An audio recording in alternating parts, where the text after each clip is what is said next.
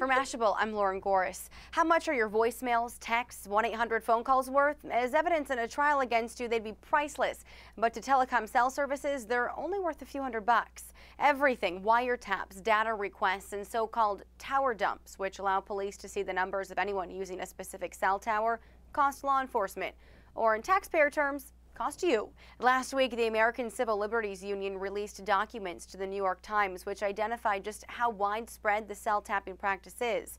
Currently, the ACLU reports only 10 law enforcement agencies reported they don't track cell phones, and only a tiny minority reported consistently obtaining a warrant for tracking a number. Now, before you get too worried, this doesn't mean everyone is tapped, but it does mean many police departments think it's a helpful tactic. A criminal analyst in Iowa tells the Times, "It's pretty valuable simply because there are so many people who have cell phones.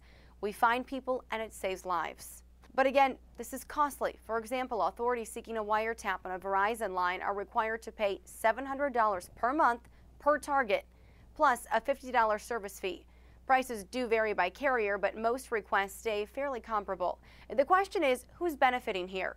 Verizon says of its fees, the company simply charges what it costs to carry out the request. It does not profit on wiretaps. We also looked at AT&T's privacy policy, which reads, "We do not sell your personal information to anyone for any purpose, period." But the ACLU reports AT&T, like Verizon, charges for wiretaps, data requests, etc. So I guess it depends on your definition of cell. For Mashable, I'm Lauren Goris.